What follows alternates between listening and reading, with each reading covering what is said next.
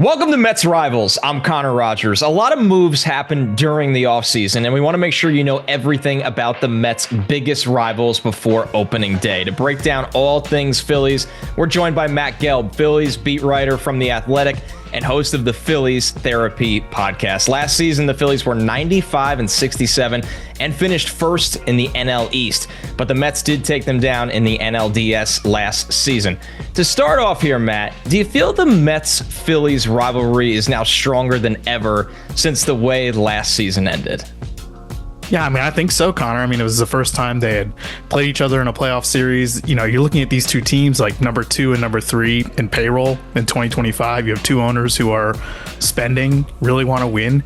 And, you have two fan bases that have never liked each other. So I think the stakes are higher now. And it's a lot of fun from where I sit. I think the NL East is going to be fantastic this year. You have three teams there that you're like, wouldn't be surprised if any one of those three teams wins it.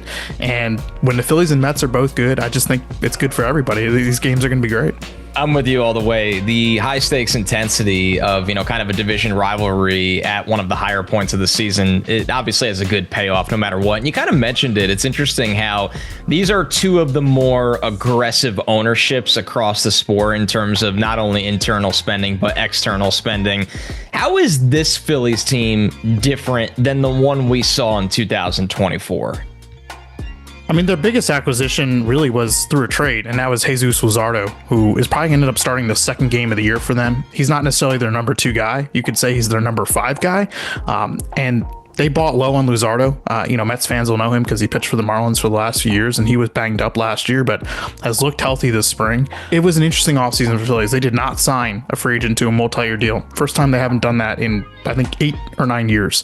And this was a roster that fell short last year, has fallen shorter each of the last years. They went to the World Series in 22, lost in the NLCS in 23, lost in the NLDS in 24. So I think Phillies fans are sort of wondering, is this team on the decline? Is this team still capable of winning it all?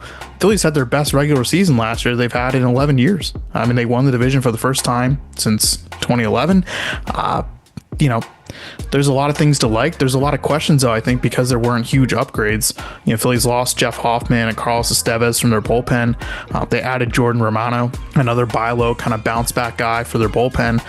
But they're looking for some guys to step up there. Jose Alvarado's had a good spring, but this is really a lot of it is the roster that we saw last year that fell short in the NLDS. They think their rotation is better. They have a pretty big pitching prospect coming later this year. So hard to say if they're better or not, but I still think it's a decent roster given what they did last year. As you all know, obviously a sizzling start, and then a lot of 500 baseball from July to September. Now, at the end of the day, it all counts the same in the final standings. I think the biggest question I have here, Matt, does it concern you, or should it concern Phillies fans that they didn't make any major moves? Or is this a team, when you look on paper, you go, man, internally, it's all there. They just not only need to play to their expectations, but maybe even be a little healthier throughout the course of a full season? I think there should be some concerns, no doubt. Now, the question was, where should they have made the biggest acquisition? And if you look at their two units, probably the outfield and the bullpen, I guess, would you say are probably their weaker units? But still, given that, I think there is potential in both the bullpen and the outfield to be solid. This is going to be a team that's going to be carried by the rotation. Same as it was last year. And I think there's some frustration among Phillies fans that there wasn't a big acquisition. The Phillies would argue that they've been making those big acquisitions each of the last, 5-6 off seasons. And this is the group. This is the group that's got to win it. And I think there's a general feeling around the Phillies that, this could be sort of the last year for this group specifically to have a shot at it. That's not to say they're going to overhaul the roster after this year if they don't win the World Series, but I think there could be some more changes if they don't. So I think there is that feeling, and I think there's a little bit of urgency among these guys because they know that this could be that last run for these guys. So looking at the team that exists on paper right now, what do you think are still the actual strengths of this team? Felt like for the longest time, one of the more deeper offenses across the sport, not just the power that they have, but you get Trea Turner, who obviously brings the speed element. But what is really the backbone of this team? And Mets fans know very well just how reliable Zach Wheeler has been too. Yeah, no doubt, Connor. The backbone is the rotation. And you think about, obviously, Zach Wheeler and Aaron Nola, but people should be thinking about and talking about Christopher Sanchez, who pitched well against the Mets last year in the LDS, had an outstanding season last year, 180 innings, 3.3 ERA, is throwing even harder this spring. Looks like a guy who is just really gotten so confident in who he is. One of the best changeups in baseball. I mean, he, to me, is their number 2 guy right now. I mean, Aaron Nola, people will think of him because of the contract and what he's done as a number 2 guy. I think it's Sanchez. Sanchez is their second best starting pitcher right now. You add in Jesus Luzardo, who has been sitting 96, 97 this spring, another lefty, power lefty. Ranger Suarez was like the best pitcher in baseball for the first 2 months last year, and, fell off big time. Later in the season, but he's like their number 5 starter. And then Andrew Painter, one of, if not the best pitching prospect in baseball right now, I think. It's going to be in the rotation at some point, sometime around July. He's a guy who they are counting on to make important starts for them this year. Could end up being a power arm out of the bullpen come October if they need him to be. There's a lot to like with the rotation. The bullpen, not so much.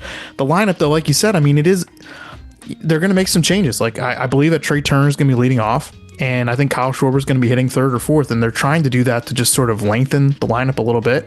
They want to get Trea Turner going. This is a guy who, when he's at his best, is like dynamic, athletic, run producer, and he hasn't necessarily been that in his first 2 years with the Phillies. So I think that's their idea, is to try to get Schwarber a little lower. Maybe he hits with more men on base, drives more in with the home run, and Alec Boehm, Nick Castellanos are still keys to this team because they're so left-handed, and that Boehm and Castellanos are their 2 best righty hitters in the middle of that lineup.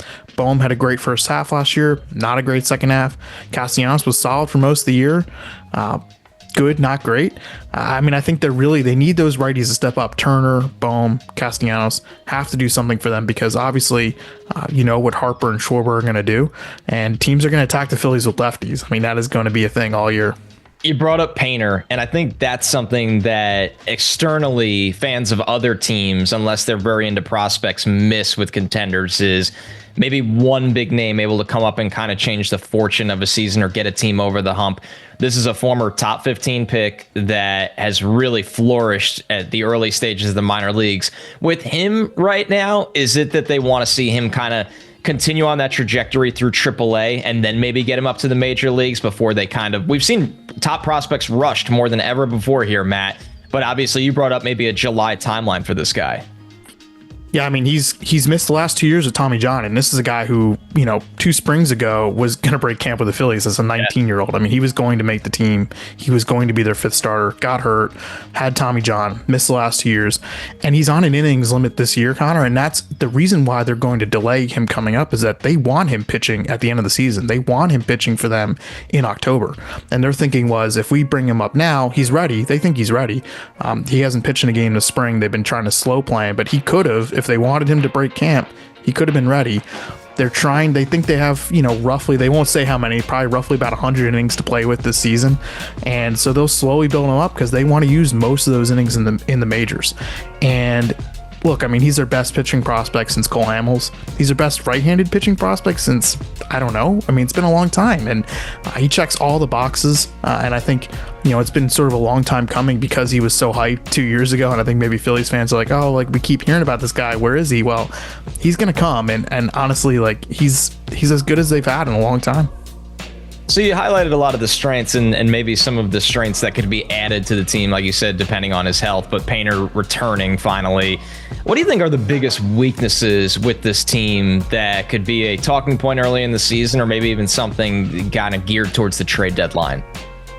Outfield. I mean, a lot of questions about this outfield. And, you have Nick Castellanos in right field. He played all 162 games last year, was, a little better than league average in a lot of ways. And they're hoping to get something similar from him this year. But center field and left field, a lot of questions. I mean, they are going to go with Brandon Marsh in center and Max Kepler, who was really their only offensive addition this offseason, in left field. And you have 2 guys that are 2 lefty hitters who were both platoons last year. The Twins platoon Kepler most of last season. He's been banged up. He's not the most durable guy. Marsh has been a platoon guy ever since the Phillies got him. And I think there's upside in both players, but a lot of unknowns. Are both of these guys everyday guys? Are they both platoon guys? What happens there? And I think this is going to be one of the bigger questions about the Phillies all year, because their outfield was, about average, maybe a little below average in terms of offensive production last year. It wasn't great.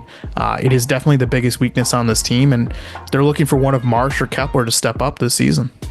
It's interesting hearing you break down this roster, because the Mets and the Phillies, as we mentioned, very aggressive ownership. They've both spent a lot of money in free agency. A lot of the mainstays on these rosters, or the household names on these rosters, were acquired through external free agency or trades. But when you look at the Mets, their strength, you could argue, is the outfield now, not just with Juan Soto, but also Brandon Nimmo when he's at his best. The Mets have a pretty deep lineup. The Mets starting rotation has a lot of unknowns, while the Phillies, you look at them, you could argue they have multiple aces, or at least an absolute ace at the top, and depth across the entire rotation. How do you think this Phillies team stacks up against the Mets? Because the Phillies have on their side proven pitching and the fact they won this division last year. And as we've seen, anything can happen in the playoffs, where the Mets did get the best of them. The Mets were playing their best baseball at the most important time. How do you see this kind of playing out going into the regular season? Yeah, it's fascinating, right, Connor? I mean, like the 2 years before, the Braves were the kings of the division, and the Phillies knocked them out both times in the NLDS. And so, I mean, you have such an odd dynamic, I think, and you're right. I mean, these teams, while they are evenly matched, they are strong and weak in different ways, and I think that's what makes it so much fun. Is that you're going to have different strengths on weaknesses and weaknesses on strengths. And so I don't know how it's going to play out. I mean, I think the Braves, to me, are still, I know they're the odds on favorite to win the division. And I agree with that. I think, because you have to look at Strider coming back and Acuna coming back. And so you have to look at them and say, okay, they are probably the best lineup. And when they're healthy, probably maybe a better rotation, depending on what Sale and Strider look like. But I look at the Phillies against the Mets, and I think pitching wise, obviously the Phillies have an advantage there over the Mets, and I think specifically in the rotation, and I think the Phillies still have a rotation edge over the Braves too. And even when Strider comes back, we're not sure what he's going to look like. He'll probably be really good, but I think at the back of the rotation, the Phillies have advantages over the Mets and the Braves there. And so in the course of a 6-month, 162 game season, I think that helps the Phillies a lot. Now, when you get into a short series, rotation depth doesn't matter as much. I mean, we're talking about a 5-game series, and this year, because of the schedule, you only need 3 starting pitchers in a 5-game series this year, because there's an extra off day. So does that rotation depth help the Phillies in October? Maybe not. Does it help them in April, May, June, July, August, September? It might. I think it will. And so I think that's why I like how the Phillies stack up. But I think you can make a case for any of these 3 teams right now.